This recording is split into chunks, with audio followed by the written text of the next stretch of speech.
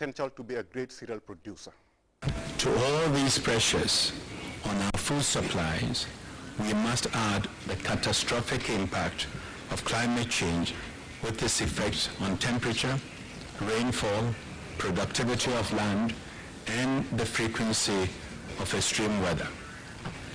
Kofi Annan reminded his audience, which comprised delegates from a good number of countries, that the future of the continent's 1 billion most vulnerable people depends on answers to the worrying hunger situation and the tenacity of individuals and groups working to turn things around. Francis Mendy, Grts. A follow-up meeting on the contribution of civil society to the implementation of the ECOWAS Community Development Program, CDP, is underway in Banjul.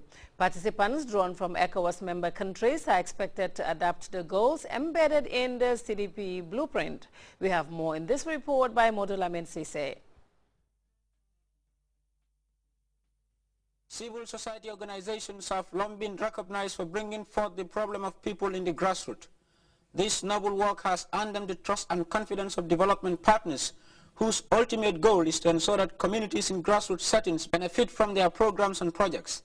The ECOWAS Community Development Program is one such initiative which requires the massive participation of civil society organizations. It is against this backdrop that the regional body organized this 4-day convergence of civil society actors in order to elicit their contribution to the formulation and implementation of the CDP in the sub-region. Conceived by ECOWAS in 2007, launched in Ouagadougou in 2008, and adopted in Accra in 2009, the Community Development Program, summarized in the slogan, integrating people in the ECOWAS region, meaning moving from an ECOWAS of states to an ECOWAS of people, is a long-term strategy which seeks to ensure a greater participation and ownership of development initiatives by the people.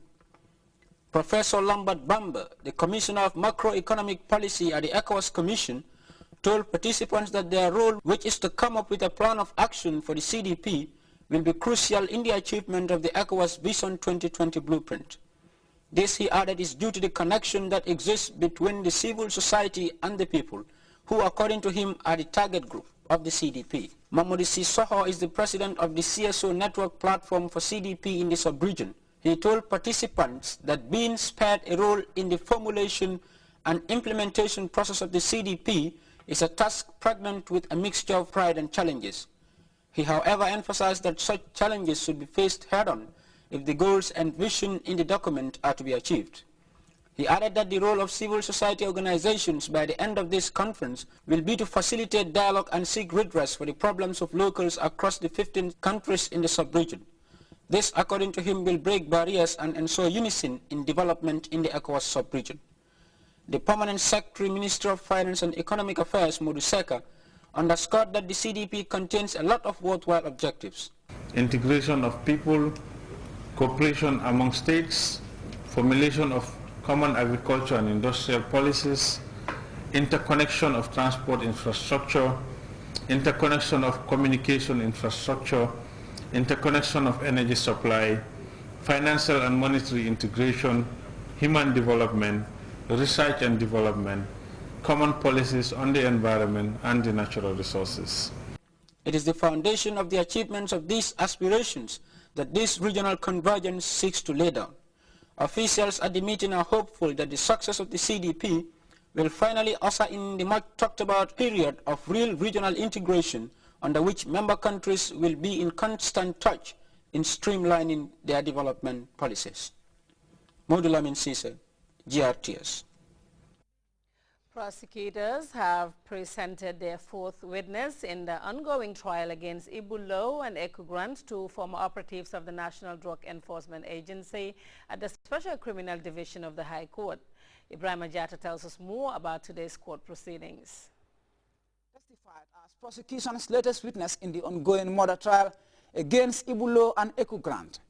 A cashier by profession, the fourth prosecution witness related events which began on the 4th of April 2011 when she received a phone call from one Adama Cham and Fakiba, friends of the deceased, whom she said informed her that a narcotics officer wanted to see her about the ailing condition of his brother and to tell her that he has been admitted at the Royal Victoria Teaching Hospital.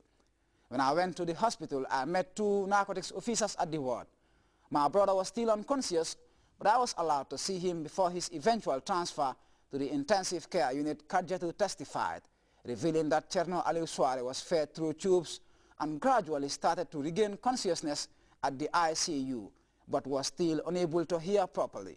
He could not understand anything I said, according to the witness, who related that when Suare finally regained awareness, one of his eyes failed to open and they had to summon an eye specialist who prescribed some medications for him. The prosecution witness further adduced that she also sought permission to save the dreadlocks of the deceased, and when this was done, she disclosed that more wounds were discovered on Cherno Aliou Suare's head. On the 15th of April 2011, Grts Suare revealed that the deceased recovered enough as to recognize her when she paid him a visit at the Royal Victoria Teaching Hospital.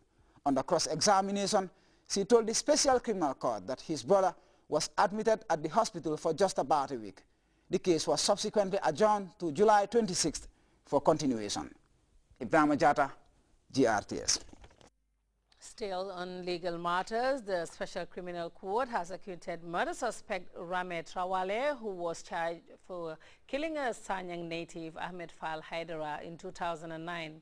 The Special Court, as Ibrahima Jatta reports, believes prosecution failed to prove the charge of murder beyond reasonable doubt. Prosecutors arraigned Rame Trawale in 2009 at the Special Criminal Court on charges of murder. Trawale is said to have caused the death of Sanyang native Ahmed Fall Haidara by severing his head from his body with a cutlass. Prosecutors had called 12 witnesses and tendered an assortment of evidence in the form of a cutlass, 2 blood-stained trousers, a red cap, pair of shoes, and photographs of the decapitated deceased during the trial. They also tendered medical certificates and post-mortem reports, including cautionary and voluntary statements.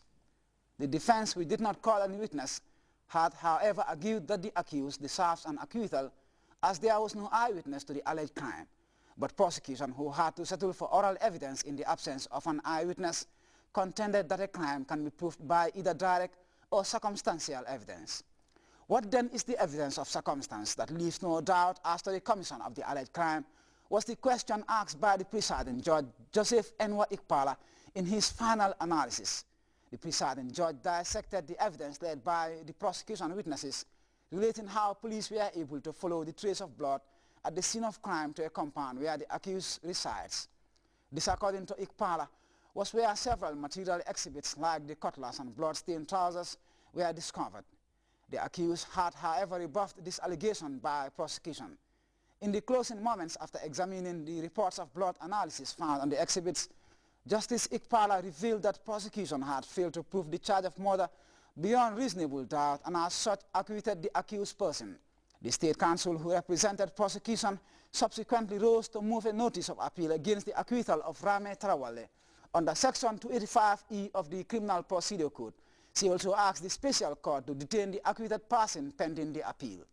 H. Azama, the counsel for the acquitted person, responded that bail is at the discretion of the court. He asked the Special Criminal Court to exercise this power in favor of his client and urged the presiding judge to consider Section 285B, subsection 2 of the Criminal Code, which allows bail pending formal appeal. Justice Joseph Enwa Ikpala subsequently granted bail to the acquitted Rame Trawale in the sum of $2 million and a surety who must deposit a title deed. He also asked the acquitted person to register his presence on a daily basis to the Special Criminal Court. Ibrahima Jatta, GRTS. Time now to take our first break. When we come back, we'll take a look at the international news. We'll be back. Recharge. Official ya kele koteke nyine bonus oti mu yalan ko wala siata beti ndum nyine dadiyata Wole muto nyaati wulen official la e voucher credit recharge kotama saying credito sanka bo dala si lulu fo dala si tannani pour yesidu la mo wonni lulu bonus soto andu nga manke ko ibe dala si lulu da male dundino la ha de yemoyle dala si lulu credito dundi andu ngi be sidu la mo wonni lulu bonus soto bonus o mu yalan ko wala siata beti gambia banko kan adadiyata ndum mobe sasanno wolen africell la extreme recharge na lafa kuko e soto la nyinto al 111 kumandi.